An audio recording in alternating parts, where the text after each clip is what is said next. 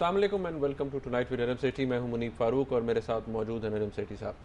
नाज़रीन, तकरीबन 2 रोज़ कबल आपको मैंने बताया था कि सेठी साहब एक मुकम्मल क्रोनोलॉजी देंगे स्विस केसेस के हवाले से, और मलिक क़य्यूम साहब जो कि साबिक अटॉर्नी जनरल थे पाकिस्तान के, उनका क्या रोल था इस सारे मामले के अंदर। अब जो NRO के ऊपर तफसीली फैसला आ गया, उसके अंदर मलिक क़य्यूम साहब को प्रोसिक्यूट करने की बात की गई है, और supreme court honourable supreme court की जो रीजनिंग है उसमें ये बात सामने आई कि मलिक क़य्यूम साहब ने जो उनकी प्रोसीडिंग्स थी विद दी स्विस गवर्नमेंट, वो विदाउट एनी लॉफुल अथॉरिटी थी, यानी कि उसकी कोई लीगल बेसिस नहीं थी। इस NRO के तफसीली फैसले के ऊपर मलिक क़य्यूम साहब ने एक रिव्यू पिटिशन फाइल की, एक गवर्नमेंट ने की, उसकी तो वो तो खैर रिपोर्ट होती रही अखबारात के अंदर, उसके बारे में आपको मालूम है कि गवर्नमेंट ने क्या ग्राउंड्स लिए, लेकिन जो मलिक क़य्यूम साहब ने ग्राउंड्स लिए हैं अपनी रिव्यू पिटिशन के अंदर, वो कहीं डिस्कस नहीं हुए। तो जब सेठी साहब से बात हुई तो सेठी साहब ने कहा कि इसके ऊपर रिसर्च करते हैं, तलाश करते हैं कि अभी तक उसको क्यों नहीं सुना गया और क्या मलिक क़य्यूम साहब वाकई गिल्टी है। वैसे आपकी इत्तला के लिए आपको मालूम भी है कि मलिक क़य्यूम साहब जिस दिन रियाज शेख साहब को गिरफ्तार किया, क्या मलिक क़य्यूम साहब भी मुल्क से बाहर चलेंगे। तो आए सेठी साहब से पूछते हैं कि मलिक क़य्यूम साहब की क्या स्टोरी है जी।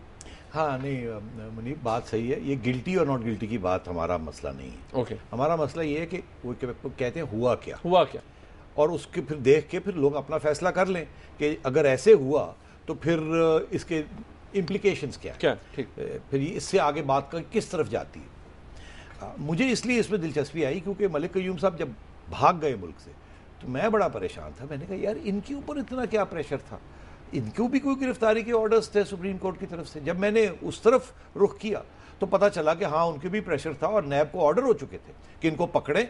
इन्होंने जो ऑर्डर्स किए थे एज अटॉर्नी जनरल 2008 में विड्रॉइंग द केस, वो इलीगल, सुप्रीम कोर्ट ने कह दिया कि वो इलीगल थे, कोई अथॉरिटी नहीं थी इनके पास, और इसलिए इनको पकड़ा जाए। और तो मैंने कहा अरे यार, ये तो बड़ी खतरनाक चीज़ है।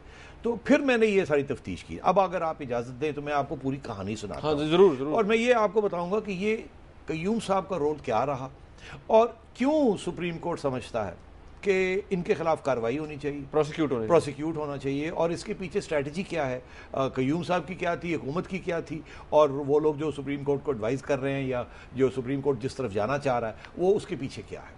तो पहली बात तो ये है कि ये कहानी शुरू होती है गालिबन अक्टूबर 1997 में। नवाज शरीफ साहब प्राइम मिनिस्टर थे, अटॉर्नी जनरल चौधरी फ़ारूक साहब थे।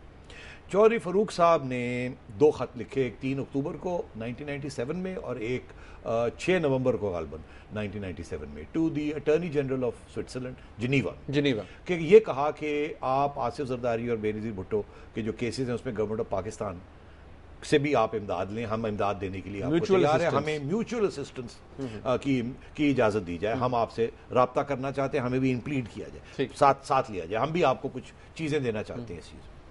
और तो पहला ये ख़त था, ये 2 ख़त थे। अब सवाल ये खड़ा हुआ कि क्या इनके पास कोई अथॉरिटी थी या नहीं थी, कोई रिटन अथॉरिटी थी या नहीं थी।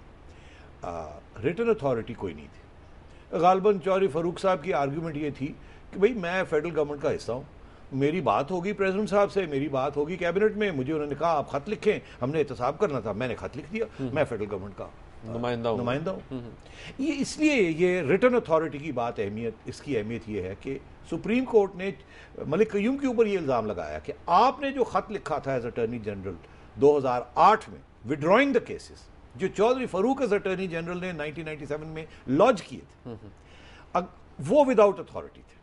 तो मैंने सोचा कि अगर क़य्यूम साहब के पास अथॉरिटी नहीं थी या उन्होंने प्रोड्यूस नहीं की कोई अथॉरिटी, तो देखना ये चाहिए कि क्या जब पहले ख़त लिखे गए थे वहाँ भी कोई अथॉरिटी थी कि नहीं।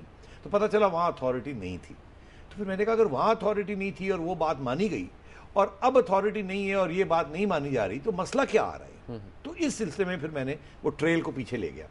तो वहाँ दिलचस्प बात यह है कि ये 2 ख़त लिखे गए 1997 में और विदाउट अथॉरिटी, रिटन अथॉरिटी, जिसको कोई अदालत मान ले, कोई टेंजिबल चीज़ नहीं थी, कागज़ हाथ में नहीं था, बातें थी।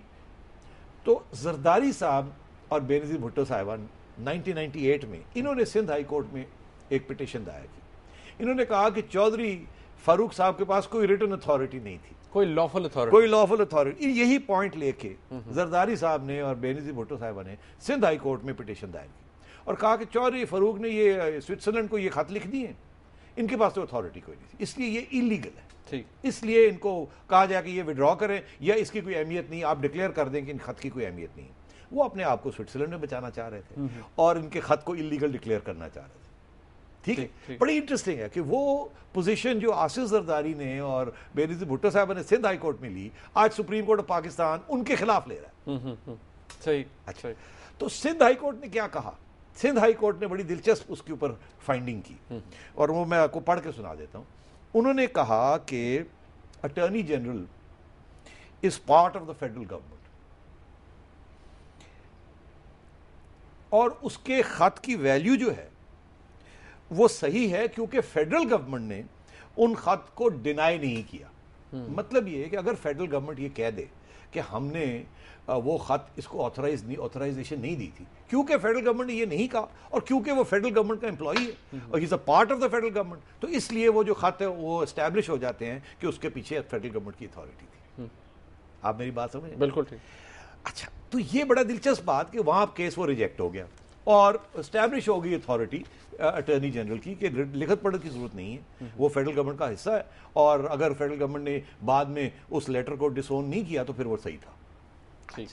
अब आप आइए 5 अक्टूबर 2007, ठीक है, एनआरओ बनता है, द फेमस एनआरओ, मुशर्रफ साहब एनआरओ करते हैं और साथ ही डॉक्टर मुबशर हसन उसको चैलेंज कर देते हैं। 7 तारीख को गालबन आसिफ जरदारी, 7 अक्टूबर को आसिफ जरदारी और बेनजीर भुट्टो फौरन एनआरओ के बेसिस के ऊपर अप्लाई कर देते हैं बेनिफिट्स लेने की। फारूक नाइक साहब के थ्रू। फारूक नाइक साहब वो अटॉर्नी जनरल थे उस वक्त, ठीक नहीं, उस वक्त फारूक नाइक साहब नहीं थे, ये मलिक कयूम साहब थे, मगर अटॉर्नी जनरल डजंट कम इन, वो सीधे अप्लाई करते हैं नैब लॉयर के थ्रू। हाँ, अपने लॉयर के थ्रू वो करते हैं कि जी एनआरओ आ गया अब हमें, क्योंकि डोंट फॉरगेट उस वक्त ये मुल्क में नहीं थे, मुल्क से बाहर थे ऑब्वियसली।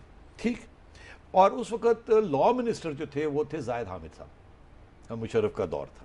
ठीक, तो जाहिद हामिद साहब ने उस पिटीशन से कोर्ट ने लॉ मिनिस्टर को पूछा, लॉ मिनिस्टर कहने लगे अभी हम सोच रहे हैं कि हमारी लीगल हैसियत क्या है, क्योंकि हुआ ये था कि वो 12 अक्टूबर को चीफ जस्टिस इफ्तिखार चौधरी ने वो स्टे कर दिया था एनआरओ, तो इसलिए लॉ मिनिस्टर ने फिर आगे कोई फाइंडिंग नहीं दी। ठीक, अच्छा, तो 14 फरवरी 2008 अगली डेट, इन बिटवीन 12 अक्टूबर जबकि चीफ जस्टिस इफ्तिखार चौधरी उसको सस्पेंड करते हैं, उसको स्टे दे देते हैं एनआरओ के ऊपर, उसके बाद मुशर्रफ साहब के साथ झगड़ा होता है, वो इमरजेंसी 3 नवंबर में लग जाती है, जज साहब की छुट्टी हो जाती है, सारे घर चले जाते हैं, नया सुप्रीम कोर्ट आ जाता है, डोगर साहब। और फिर 28 फरवरी 2008 को आसिफ जरदारी साहब एक नई पिटीशन सिंध हाई कोर्ट में दायर करते हैं और कहते हैं कि मुझे रिलीफ दी जाए, वही सिंध हाई कोर्ट, ठीक है, मुझे रिलीफ दी जाए।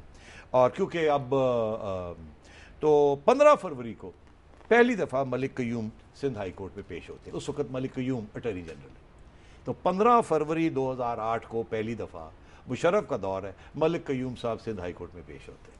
ठीक, और उस वक्त इलेक्शंस हो चुके थे, और उस वक्त इलेक्शंस हो चुके थे। अच्छा, अब आइए 27 फरवरी को डोगर साहब है चीफ जस्टिस, वो जो चीफ जस्टिस इफ्तिखार चौधरी की जो स्टे था एनआरओ के खिलाफ उसको वकेट कर देते हैं, खत्म कर देते हैं नए चीफ जस्टिस साहब, तो रास्ते खुल जाते हैं।